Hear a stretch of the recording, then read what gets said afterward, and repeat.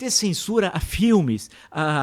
Várias vezes eu peguei momentos em que a ditadura aparecia um certificado assim, quando tinha uma senhora chamada, acho que Solange Hernandes, se não me engano, que era chefe da censura federal. Antes de começar o filme aparecia o certificado da censura federal. E muitas vezes o filme era cortado, tinha censura. Então você ficava meio sem entender certas passagens, que sumia. Você falava, porra, o que aconteceu? Um clássico, um filme chamado Laranja Mecânica, que é um filmaço, quando liberaram, tinha umas cenas que apareciam de nudez, um filme muito violento, eles colocavam pontos pretos, sabe? Nas genitais femininas e masculinas. Então o pessoal apelidou até de jabuticaba eletrônica, porque ficava as coisas... Então era uma coisa ridícula tal. Então você tinha coisas, proibições, violências. A peça Roda Viva, do Chico Buarque, encenada aqui em São Paulo, era o José Celso Martinez Correia, foi o diretor, invadiram o CCC, Comando de Caça aos Comunistas, foi em 68. A Marília Pêra era a atriz principal, que bateram, fizeram as maiores barbaridades. Então eram coisas absurdas que nós tínhamos. Por isso que muitos não sabem hoje a importância da democracia, que é você, por isso que eu falo da convivência do contrário, você escrever, debater, claro, lembrando, dentro do interior da ordem constitucional. Nós temos a Constituição mais democrática, nós tivemos muitas. Essa é a última, de 1988, é a mais democrática da nossa história. Então a gente preservar a democracia. Quem viveu na ditadura, e eu vivi, e a gente vivia com medo em certos momentos, né?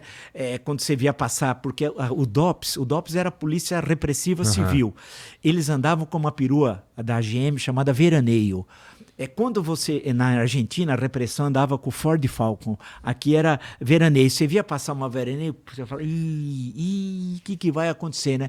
Porque havia essa coisa arbitrária, essa repressão. Então, por isso que é importante a gente viver hoje. Ter liberdade, se manifestar, ir à rua, conversar, dialogar, debater. E tem gente que ainda fica falando, vamos pôr ditadura. Teve manifestações, vamos pôr o AI-5. Eu lembro que eu vi várias faixas, né? Também lembro. AI-5. Né? Cara, dá vontade de perguntar, leia o AI-5, meu caro, né? Então a gente tem que saber que democracia é assim. Então o país... A primeira coisa que ia acontecer era, vamos lá, isso aqui não ia ser mais possível. Né? E a gente saber que, olha, quando foi paulatinamente o regime militar, a partir de, como eu disse, já 31 ali no finalzinho de 79, aí vem em 1980 o governo Figueiredo. Em 79 teve a anistia, em agosto.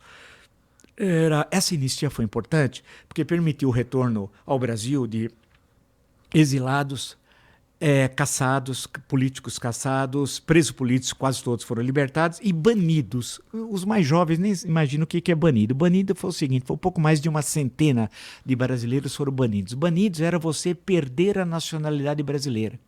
Você era expulso do Brasil e virar apátrida. O que você ia fazer no mundo se você não tinha um passaporte e não tinha nada? É um negócio absurdo. Quer dizer, o regime se julgava no direito de retirar a tua nacionalidade, o teu país. Bem, a gente nem podia andar com a bandeira do Brasil, que era do regime. A Elis Regina, eu digo porque eu tenho uma paixão pela Elis Regina. Ela foi fazer um dos seus últimos shows aí no regime militar e ao invés de Ordem e Progresso estava escrito Elis Regina. Foi proibido. Então era um verdadeiro absurdo. Tal. Bem, as músicas, ela gravou do Aldir Blanc e o João Bosco, quando ela está falando da Revolta da Chibata em 1910, você não podia falar marinheiro, que era o João Cândido, tinha que falar, aí censurava. Não, marinheiro não. Aí, para manter a rima, o Aldir Blanc pôs feiticeiro, né? Então, o Chico Buarque, quantas músicas censuradas? Teve momentos que o Chico Buarque usou pseudônimo. Um deles foi Julinho da Adelaide. Ele inventou pseudônimo para música. Aí passava. Mas se tivesse Chico Buarque, era censurada. E, cara, uma música, o que a música coloca em risco um regime político, onde já se viu, né? Então... Era o que tinha de mídia para controlar na época, né? Se a gente for traduzir isso para... Se isso acontecesse agora, em 2025, eu acho que músicas seriam um pouco problema, até porque hoje em dia a gente canta só sobre bunda. A gente não... Eu suponho que os caras iam direto nas redes sociais. Porque é onde é... Sim. A praça pública, de certa forma, das pessoas. A gente consegue... O senhor, com o seu canal, o senhor fala o que você quiser, né? Dentro... Claro. Mais ou menos, também duvido. Tem algumas coisinhas que não... Não, aí alguma coisa que você fala, tudo bem, você pode responder judicialmente. Agora, hoje, imaginar uma ditadura é quase que impossível, apesar de todos os instrumentos repressivos que possam aparecer, Porque hoje o universo é tão amplo de comunicação que antes você tinha o jornal impresso, a revista, rádio e TV. Uhum. Pronto, rádio é concessão pública, você podia retirar a concessão, TV, idem.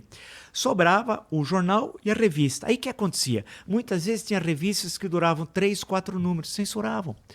E era um verdadeiro absurdo, você estava gostando da revista, tal. E muitas, eu outro dia até conversando com gente que se interessa por história em quadrinhos, tal, algumas chegavam, aqui nós tivemos mesmo assim uma resistência cultural fantástica.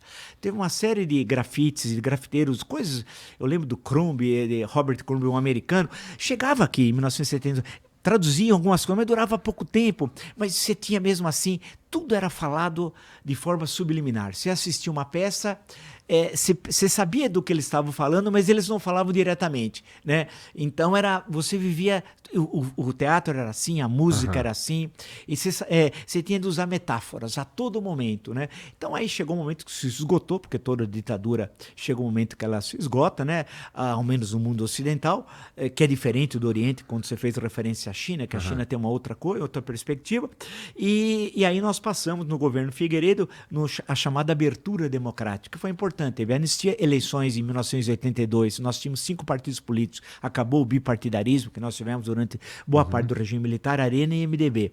Aí mudou, tivemos 5, o PT inclusive era um partido legal, PDT, PTB, PMDB e o PDS. O PDS era o partido do regime militar. Aí teve as eleições para governadores, aqui em São Paulo ganhou o Franco Montoro, em Minas, Tancredo Neves, e no Rio, quase que sozinho, o Leonel Brizola, que foi uma vitória incrível, inacreditável, não sei ganhar sozinho uma eleição. Porque o regime militar fez ele fazia umas alquimias para prejudicar o processo eleitoral, que era o seguinte, era o voto vinculado. Então, para vereador, era tudo do mesmo partido. Vereador, prefeito, deputado estadual, governador, deputado federal, senador. Então, era muito... E o Brizola, quase que sozinho, venceu as eleições no Rio de Janeiro. E aí, depois tivemos a luta e a campanha pelas diretas já, que foi uma coisa muito bonita e começou em São Paulo, no dia 25 de janeiro de 84, na Praça da Sé, e aí o governador Franco Montoro foi fundamental.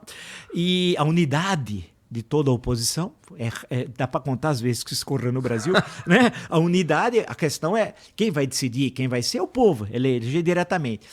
Houve uma derrota da proposta do Dante de Oliveira, que era o deputado, da emenda pelas diretas já, mas no colégio eleitoral, de forma indireta, como diz o doutor Ulisses Guimarães à época, vamos matar a cobra com seu próprio veneno. Quer dizer, naquela eleição indireta a oposição venceu, mas precisou fazer concessões à parte do regime, que saiu do PDS e criou o PFL, aí ficou Sarney como vice e Tancredo Neves como presidente. E aí houve a transição até a Constituinte depois, mais à frente,